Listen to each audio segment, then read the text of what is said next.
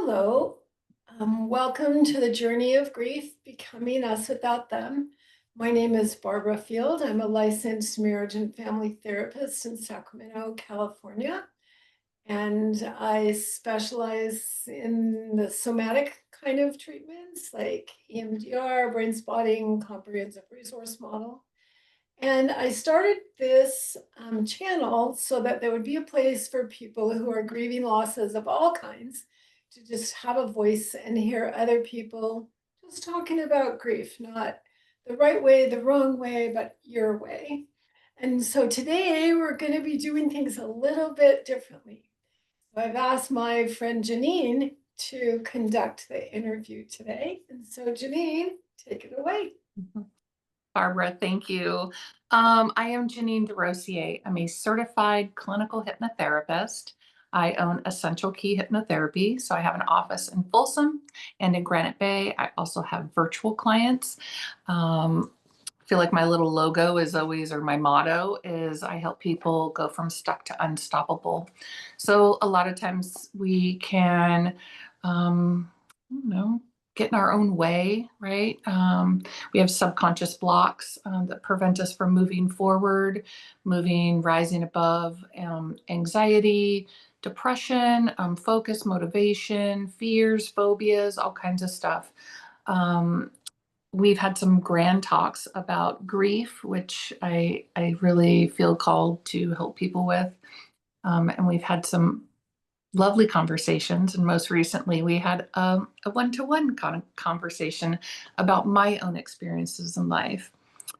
But today, we are turning the tables a little bit. We're going to talk to you and have you share some more about yourself.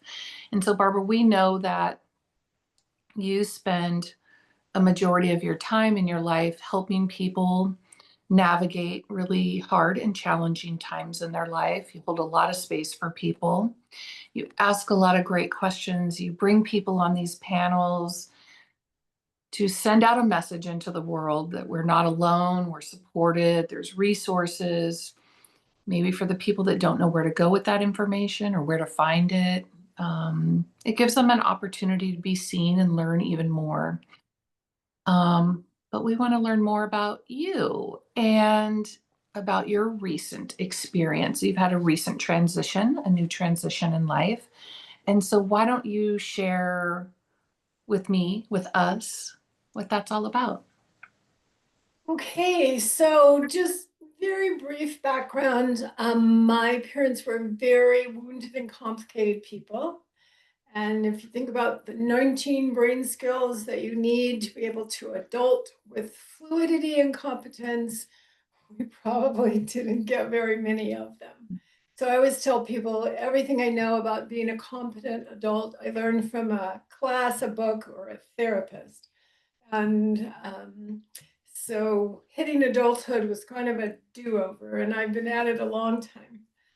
And the most important work that I've done to go from being sort of what I call the craziest person in the room to someone that people would actually want to hang out with is all this body-based stuff.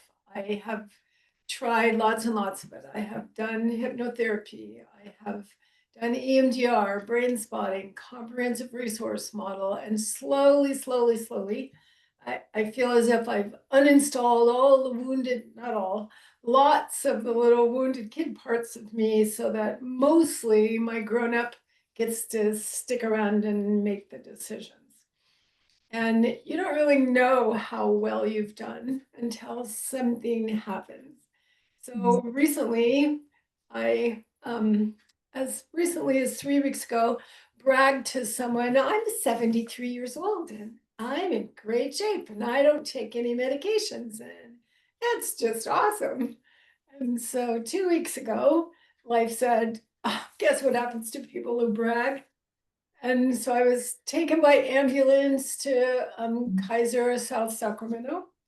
It was like a draw between a gallbladder attack and a heart attack. And so my living room filled with 10 of the most darling little EMTs who carted me off to the emergency room. And all the time, I always have this other version of me watching. How are you doing? How's it going? And so I noticed even from the very beginning that the panicky, hysterical, oh no, oh no, oh no, that version of me did not show up. And I was keeping my adult brain on. I was able to feel a very grown-up version of myself, kind of talking to myself and soothing myself, and um, just was able to stay really calm and manage this excruciating pain I was experiencing just by mindfully paying attention to my body and using whatever tools I had learned to stay calm and not let my entire body bind up. And so when I got to the emergency room, I just noticed this completely different version of me than had handled crises in the past. I was much more observant and curious about what was happening around me. And I wasn't like codependently trying to make it okay for everyone. I wasn't trying to fix everybody so that they would love me, but I wasn't, I was paying attention to me and just paying attention to my breathing, paying attention to what I could do, what I could relax, what I could try, and stayed able to use tools instead of just completely losing it. And then it took like 24 hours to get out of the emergency room and into a room. And I ended up in this great room because there was no other rooms. And it had this big window. And then I began an 11-day stay in the hospital of, well, let's scan this and let's check that and let's put you on a list for an MRI. And many of them you couldn't eat. So a lot of the time I wasn't able to eat, which in my world, anything that causes you to lose weight is at least half good. And so, but I like got up every morning and kind of straightened my bed and moved my table over by this big window and watched the sunshine. And even though I wasn't getting those rays that I really needed, I could just look at them out there. So I watched the sunrise, watched the neighborhood wake up, and then I continued to work on my YouTube channel and was still excited about the work. And fortunately, had done some interviews ahead of time. So I had material to publish and stuff to work with. And then I have been trying to write a book called From the Journey of Grief stuff on my Facebook page. And the book is called That'll Feel Better When It Stops Hurting. Letters home from the journey of grief. And I actually was able to write 5 chapters of my book. So I stayed very positive, always watching now. Is this just, are you just dissociated so that you're not really in your body and not experiencing stuff? But I was really working hard to do breathing stuff and do mindful stuff and gratitude stuff. Like as I would look out the window, I would really go, oh, look at those cute kids. And oh, look at those wonderful birds. So I was using all the tools and all the time this other observer saying, wow, this stuff works. Almost like surprised. And could really enjoy the various people looking in their eyes and noticing their body language. And 5 of the nurses subscribed to my YouTube channel. And so I was really doing okay with all the, okay, now we're going to take you for surgery. Oh, just kidding. It's going to be tomorrow instead. Now we're going to sign you up for this scan, but it won't be till tomorrow. Oh, just kidding. Tomorrow. So the 24-hour fast turns into a 48-hour fast. And I just was so excited that all the work I've done, I was able to stay calm. And then another part of that has been repairing the relational part of my brain. And I really was amazed by what a good job I did of calling people and taking calls when they called me and not just pushing them off, and kind of maintaining some structure so it didn't feel so chaotic. And I really felt like I just like, oh my gosh, look how great this is working. But then I finally had my gallbladder removed last Friday or a week ago Friday. And they said, okay, you get to go home on Saturday. So it was kind of like, okay, it's all over. No more scans, no more fasting, no more craziness. Just tomorrow I'll be able to go to the bathroom without calling a nurse. So then the doctor came in Saturday morning and said, oh, I'm so sorry, but your liver enzymes are way up. And my niece, who's a doctor, said, of course your enzymes are up. They just whacked your liver out of the way, reamed the whole system, yanked out your gallbladder, and shoved your liver back where it goes. Most people have gallbladder surgery and go home, so they don't have lab work, but everybody would have raised enzymes. But they said, oh, well, darn, there's some other stuff going on. While we're going along, we've noticed that you have a little AFib, which is mostly about just getting older. And so I'm 73 and I don't take any medications, crashed and burned. And suddenly I'm someone who has to take blood thinners for AFib and blood pressure medication to kind of stabilize that. And oh, by the way, your adrenal gland's a little enlarged. And we don't know if that's a result of the trauma and that's what's causing the AFib and the blood pressure. We don't know if that will settle down and then everything else will settle down. Or we don't know if you're going to be on 2 or 3 kind of medications for the rest of your life, which is your official entry into old age. And so my some of my versions were confirmed, the healthier, more well-adjusted version. But oh, guess what? You're an old lady version showed up in the hospital room. And so then on Saturday morning, when they said, you don't get to go home, sorry, just kidding, I just lost it. I was completely out of positive mental attitude. And I was just like 5 years old. So I got back in my bed. I'm just going to stay in this all day. I'm just going to feel sorry for myself. And just at that very moment, my brother from Reno texted and said, seems like a great weekend for a road trip to Sacramento. I'm going to come and hang out with you. And that just snapped me back out of it that nobody cares about me and I'm all alone in this and just completely went away. But it really did crash in hard and fast. So I'm so grateful that my brother just woke up and said, I think I better go see my sister.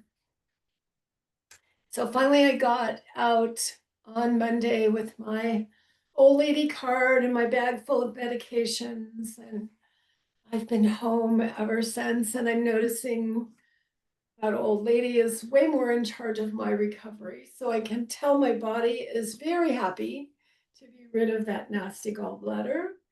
But there's way more resting involved than the old days when I didn't have the old lady card. But I'm another cool accessing of resources was the day of the surgery. I woke up and thought, oh, I'm feeling anxious. Okay, well, let's try to work with that. And I just used all my tools, but I was still anxious. I was going to have surgery and I was anxious. And a mutual friend of ours, Maud Shellhouse, texted me and said, how are you doing? Well, I'm a little anxious. So she just sent me this cool kind of guided meditation to do. It was perfect. I could just almost see anxiety leaving my body. So I listened to it a couple times during the day. So I was so chill in the surgery. I think they thought I had brought in my own drugs. So it was just neat. The tools just in the nick of time. And watching the absolute miracle of how all that therapy has worked, and that there's this very secure grown-up version of me managing crises these days, and that's pretty awesome. That's so awesome because not everybody has the tools that you already had going into a situation like that, right? And people don't know where to grab from and go from. Um, and oftentimes people, even though they have those tools, they're out the window, right? In those moments, they're like, doesn't pertain to this situation, but you still access those and use those, which got you an incredibly different mindset. You felt different in your body, being aware of those changes. Um, and I love that I've tried all different kinds of modalities too. I love hypnotherapy, but I love a lot of other modalities too. And oftentimes I need that new tool. And I love that all of a sudden you accessed a new tool. Like you needed a new tool in your toolbox at that moment. And you felt the shift in your body, you know? Yeah. So coming home with your brand new bag of pills and the cool lady card. I mean, what does this feel like now? So so now there's grief, right? Mm, So the version of me who could just do anything is now a little bit more timid. Like I would typically have launched right back out walking a couple miles a day, and I started out with just a trip around the block. Like, okay, well, let's try not to kill ourselves on the first day. But my son came on Tuesday. Mostly, he said, because we know you, mom, and you're not going to rest unless someone is here to make sure you rest. So he's like, so what needs to be done that I can do for you that you won't be able to sit still and let happen? And that was like very cool that my son knows me so well and showed up to protect me from myself. But also like, oh no, now I'm an old lady and I need my kids to help me. And I've worked really hard not to be a burden since my husband died. And that a version of me that doesn't need help, she's starting to get smaller. mm, And that's kind of creepy. And having to think about, like, I'm scheduled to go on a cruise with a friend in December. Like, how's this going to affect that? What is the extra that I need to do to get myself in better shape for that so that I don't overburden myself, and not knowing what's going to happen with the heart monitor, not mhm, knowing what's going to happen with the adrenal gland. Like, it's just, I haven't had to think very hard about my body. I can just jump up and do stuff just like the rest of the young people in the world, right? And now this feels a little bit like a governor. Like mm, I can blow through that and kill myself, or I can live within those and find joy and meaning and stretch that as much as I can and do as much exercise and eat as carefully. But still, that version of me who could say, I'm mm, 17 in my she's like gone and not likely to come back. mm. Do you feel like she's gone or she's just a little piece of her is gone?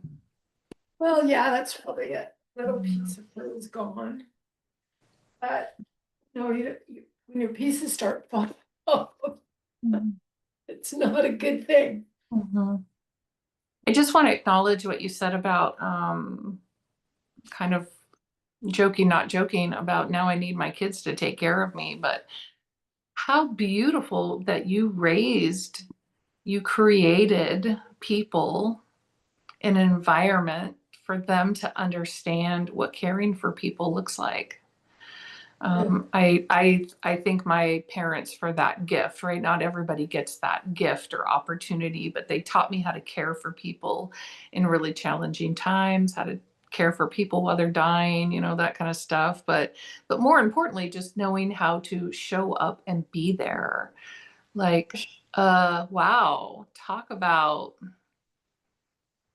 I mean, that's just beautiful. I can't even think of the words right now to describe it, but out of all of that, like that's what I hear is like, wow, because not only have you held space for so many people, and I'm sure you've held space for yourself, but in these moments is when we really learn about that space for ourselves, right? And we can get very angry and sad and maybe isolate a little bit because we don't want to deal with it.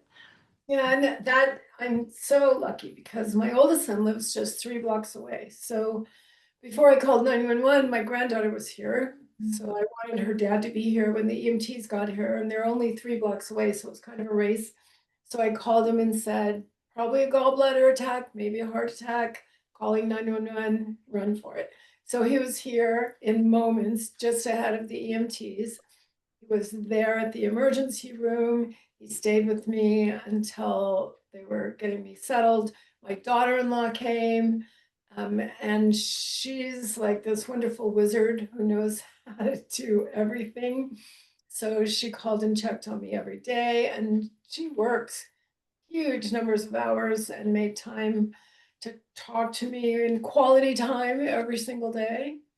And then my oldest son, also, the two of them are unbelievably busy, but he would just pop in, like, I had 15 minutes, came to see how you're doing, and just pop in and out, call and check on me, made trips back to my house for stuff as it was like, no, I don't need anything. I'm not going to be here very long. Well, I guess I'm going to be here longer. Could you bring me some stuff? So just making these little quick trips to my house and the hospital. So I felt really, really cared for by them. And then when my other son came and his wife had said, I bet you she doesn't have any food left in her refrigerator after 2 weeks. Somebody needs to worry about that. So he took me to Costco and lifted all the heavy stuff and brought everything in the house and put everything away. So I really felt so cared for, and I'm so grateful because I know not everyone has that. A lot of my clients don't have anything similar to that. Mhm. And even my daughter-in-law's mom was sending in suggestions and ideas. And so I just really felt really cared for. And people are checking on me after and offering to do things for me. My neighborhood is awesome. People watered my plants until it started raining. And so you're right. Being surrounded by just a network of care is Mhm. coolest thing. And I would not have been able to receive that in the past. I would have said, I'm fine, I'm fine, I'm fine, and caused myself to be isolated and Mhm. caused myself to feel abandoned and then complained because nobody helped take care of me when they offered and I wouldn't let them. So it sounds like that's a new experience for you to allow that help and Yeah, allow and to truly be on the receiving end of that. And if we're used to isolating and pushing people away, even if they didn't have an opportunity to, we didn't allow that to be truly on the receiving end. That tell me about that feeling because that is, I mean, you said so many great eloquent words and explained it, but like, is it still open for you or do you have to work at that receiving? I always have to work at that. There's always, my dad's voice saying, suck it up and just do it. Mhm. Figure it out yourself and stuff like that. And just my poor mom was so wounded that it literally never occurred to her. Like when you're talking about, when I hear all the Mother's Day stuff, I literally do not have one memory of sitting in my mom's lap except to put mercurochrome on my skin Mhm. and help blow that for me. But that nurturing part that was way more available with her sisters, that was not installed. And so expecting to take care of it yourself and being shamed when you don't, deeply ingrained. So I have this battle of, don't be needy and pathetic, and then um, don't be so independent that you're crazy. So finding the line between what I can and should do for myself and what I can and should allow other people to do is always a battle. Like Mm. if someone's offering to do something, like they say, it's more blessed to give than receive. Most of us enjoy giving and helping and nurturing. So the best I can often do is to say, allow this person to give you this gift, even if it doesn't feel like I should open the box. Bravo. I think that's one of the toughest things that we come up against in life is ourselves, right? And people truly want to do wonderful things for us and help us, but we often get in our own way. You know, we don't know how to just truly receive or not feel like, as you've said, you've used the word burden several times. Like there's a part of that, like we almost continually remind ourselves that's what it is, but really people just want to help us and care about us, but we can't get out of our own way to immerse ourselves in that receiving of that love and caring and nurturing. And that is a new place to be in, you know, if you haven't been there for a long time. For myself, I remember slightly enjoying it, but I felt weak, and that was another kind of a hurdle I had to go over. And so I'm wondering, are you on top of the hurdle? Are you at the beginning of that hurdle? Are you on the other side of that hurdle? Um, I would say I'm like 3/4 of the way up the hill. And, this is the kind of stuff that takes away that choice. I mean, at this point, I've at least come to terms with the fact that I can't lift everything I used to be able to lift, and they need to ask people to help me lift stuff, right? But especially since my husband died, I've been very excited. So he was like MacGyver. He could literally fix anything. He could take parts from one thing and put them with another thing and make a better thing. And so my brother said, yeah, Butch could fix something, have 4 extra parts, and it would work better than it did when you bought it. So just discovering YouTube channels and how to fix things and how to do things. So part of it is the excitement of, oh my gosh, look what I just did. Balancing that, you should have asked somebody to help you with that. That would have gone twice as fast if someone helped you, but I would have been half as proud if I asked someone. So that being proud of, look what I can do, and finding, yeah, but did you only do that because you were too stubborn to ask for help? And Mm. is it okay if you just ask for help and don't take twice as long so you can say, ta-da, I did it myself, because your time is valuable too. So that being able to look what I did, look what I figured out, and you did what? People are like, so who helped her with that? No one, I did it myself. Why would you do that? Because I can? Well, so that line between, the craziness of I can't ask for help and the fear of I'm asking for too much help, that's always a place that I have to battle. Unfortunately, now I have friends I can call and say, so, should I be asking for help for this or should I be doing it myself? I like that you have those people in your life to call and talk it out with. It's, what should I do in this situation, right? So I love, thank you so much for all that you're sharing. Um, I'm curious, did you, was there something that you needed that you didn't get through this process or that you need and you're not getting? And if so, like what are you doing about that? Like, are you finding your voice in a different way? Are you finding a different delivery? Because when we do want to continue on and do all these things for ourselves and not ask for help, right? What if you're willing to share, if you had those moments of what is it that you needed that you didn't get, and how are you changing that? So I'm guessing I needed to experience more of the vulnerability and so talk about it a little bit more instead of always like, and look, I'm writing my book and I work on my YouTube channel. And yet I did do those things and I was glad to be that person. But I'm guessing that if I, had talked to somebody maybe every day about, I think I might be worried about this and I think I might be worried about that. I think more of that could have gotten out of my body. So it seemed like when I had the big crash and burn on the Saturday, that was because I had been sucking it up too much.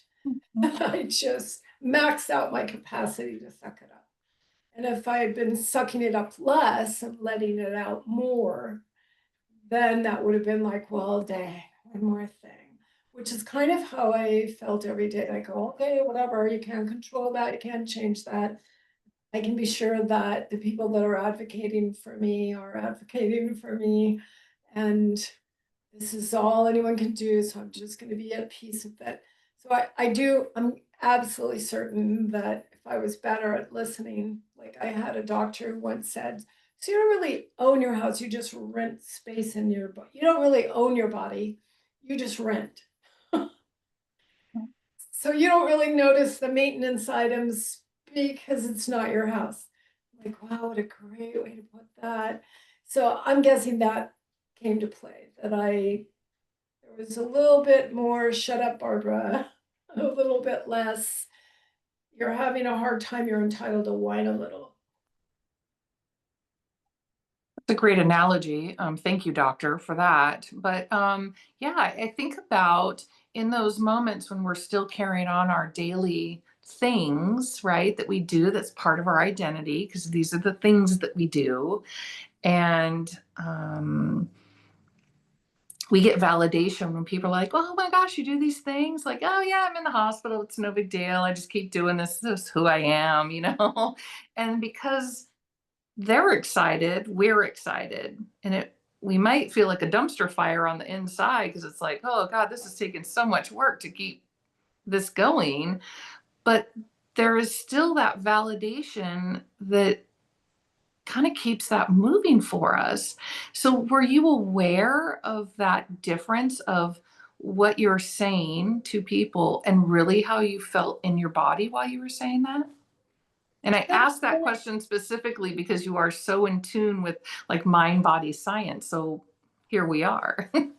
I was feeling so grateful and so excited about the version of myself that was showing up that wasn't crying and like, oh no, it's just too much, it's too hard. Just this is cause that voice of this happened because I was bad, this happened because I didn't, this. I just was so amazed by the very healed version of me that was experiencing most of it, that I was like at Disneyland. I'm reacting to this. Look at me reacting to that. Look at me reacting to that. So I was so excited about not being the craziest person in the room that I I don't know if I was ignoring a part of myself because I didn't want to see that she was still there, or if I was just really genuinely grateful. Just the like I only I only had two little reactions. One of them was one of the people that came to draw my blood was felt very narcissistic and just this guy. And when I'm like, good morning, and he just glared at me like, why are you talking to me? I just came here to get your blood. Like, alrighty then, just be that way. I don't care. Just be grumpy, whatever your deal is. It's 6 a.m. I don't have the energy to even begin to try to cheer you up, dude.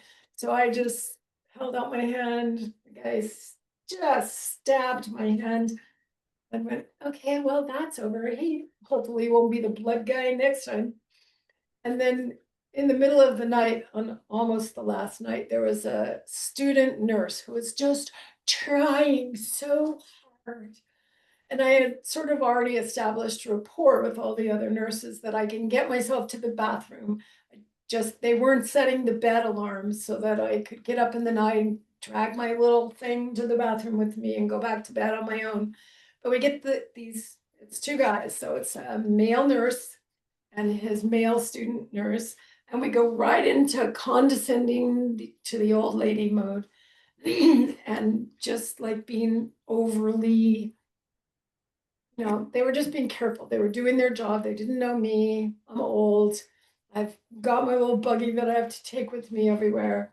So I'm just like, they don't usually do that. So he goes to set the bed alarm. They don't usually do that. I've been here 10 days now. I can get myself to the bathroom at night. Well, I'm just going to do it. I'm like, I'll be fine. One night, one nurse, you can do this. So the first time I call to go to the bathroom, it takes a long time. I'm like, I know how to turn that off. So I just sat up. And the minute you sit up and put your feet on the floor, they come running in because the alarm tells them you just fell out of bed. So that was kind of a little shitty moment of neener, neener. And so they come in and they're walking me towards the bathroom, and this kid acts like he's going to go in the bathroom with me. And I'm like, I'm good. I can go in by myself. No, I have to. And I said, no, I'm accommodating you by leaving that little alarm on because I know how to turn it off. You are not going in the bathroom with me. I slammed the door. But other than that, I didn't pull out what we call the Insta bitch.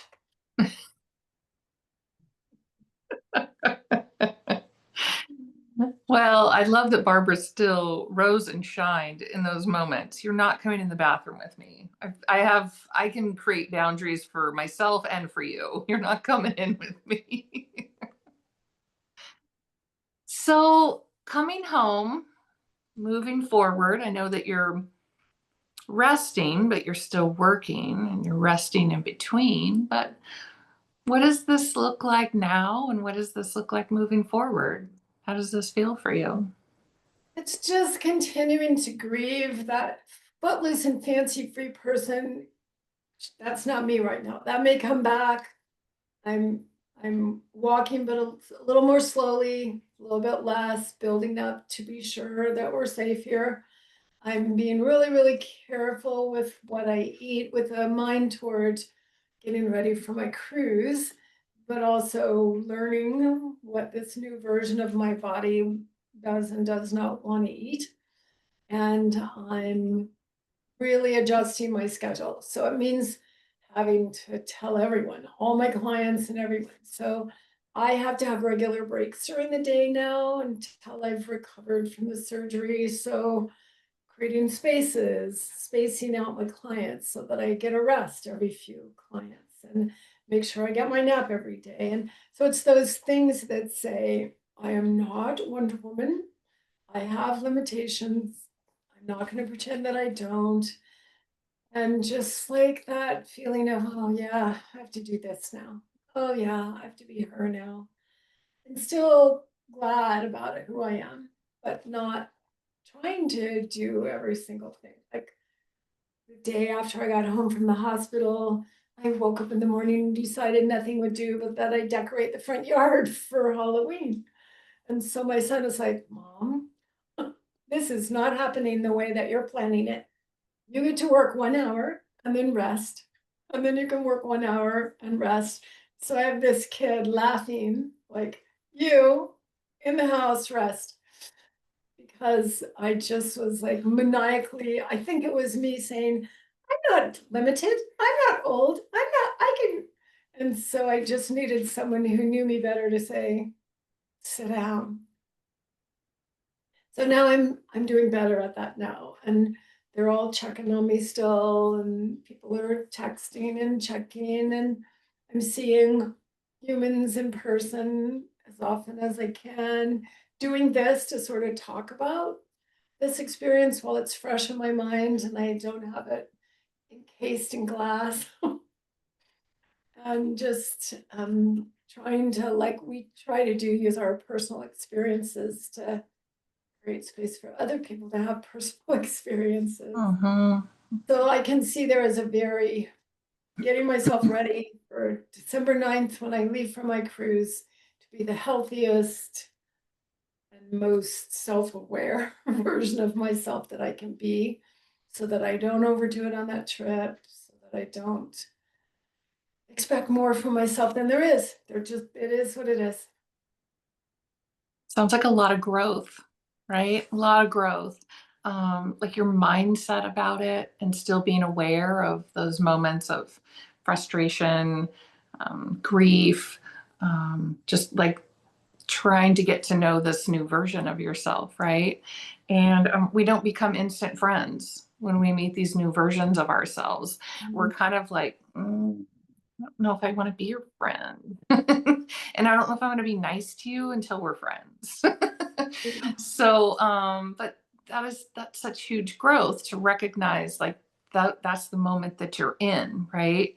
Instead of just, I am never, ever, ever going to acknowledge that. And I think it's important to have a goal, like the cruise is your goal. Like we can have long-term goals, but sometimes just a goal to do something fun and exciting. Um, I think that's so important. And a lot of people like, oh, why would you plan on doing that? But well, what else would you do? Because it motivates us, right?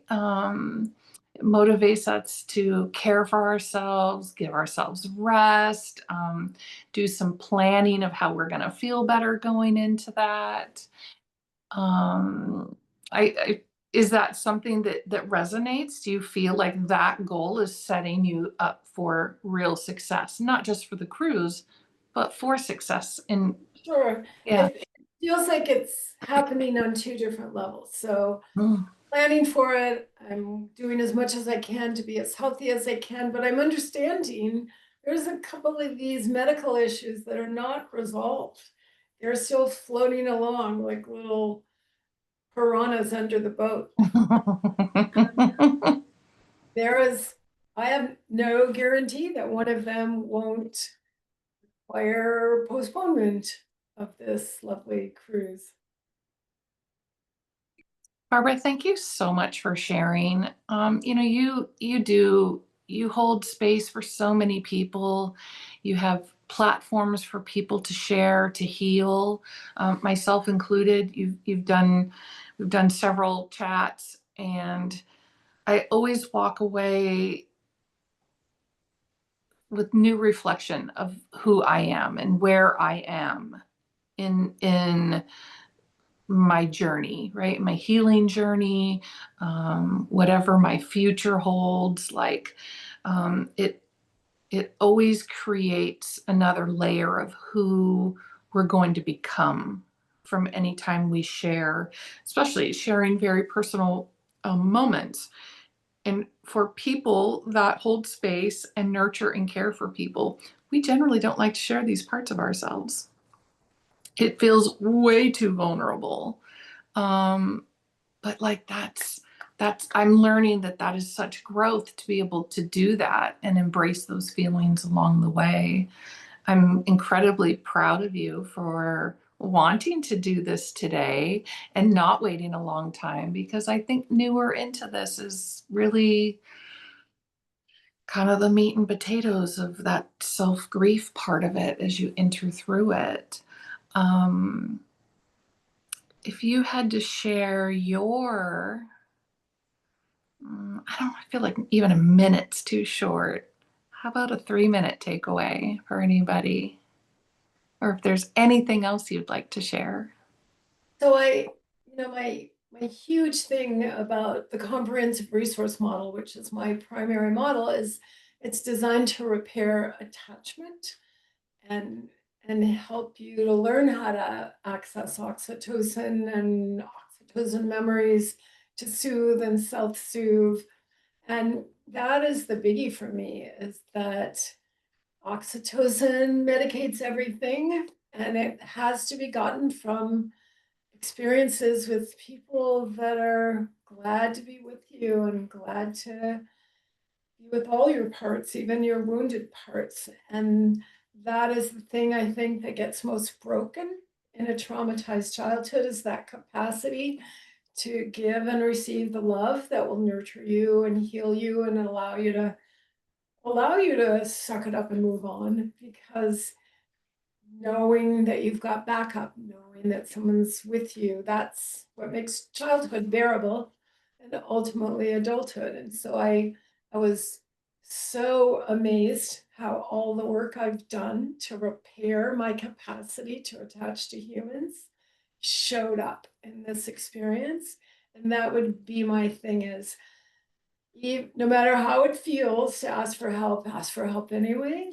Those of us who are waiting around to help people are thrilled to death when you let us. And that experience, even if it's hard, like, oh, I just hate having to ask for help, you still get the oxytocin. And it helps neutralize the stress hormones and make the experience more bearable. And I just watched that in my roller coaster every time my son pulled himself out of a horribly busy schedule and showed up and brought me stuff and thought of new things. Every time my daughter-in-law, who has a really busy schedule, took time to talk to me and check on me and offer me support. When my son drove clear from Marin County to keep an eye on me for a couple days and be sure that I got to the grocery store and didn't decorate the entire neighborhood for Halloween.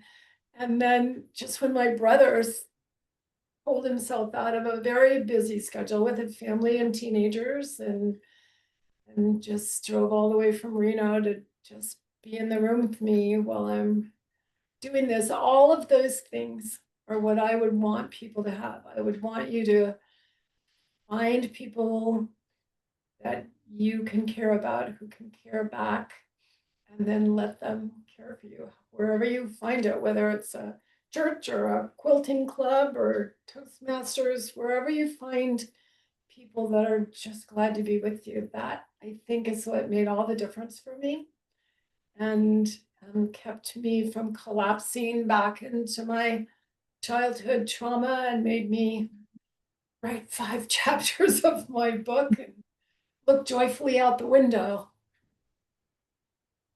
Mm. So that would be it. Barbara, thank you for sharing. You are loved and adored and respected by so many of us. And it's an honor to be a part of this conversation, to hear part of your current story. So thank you for being willing to do that. I think And it's thank goodness it was your idea. I would have never thought of it. You said, would you like me to interview you? I'm like, oh, what a cool idea. Let's do it. I think a part of that growth is that vulnerability and allowing people to learn more about who we are. And that takes such courage, right? And to be a part of someone's courage, like, oof, all the good feels, right? Because we can hold on to that stuff so tightly, but geez, what I mean, our hands are going numb, holding on to it so tightly. So to start to loosen our grip a little bit, and to be a part of that, I really adore you and appreciate you. And thank you so much for sharing. Thank you so much for doing it with me. Yeah, absolutely.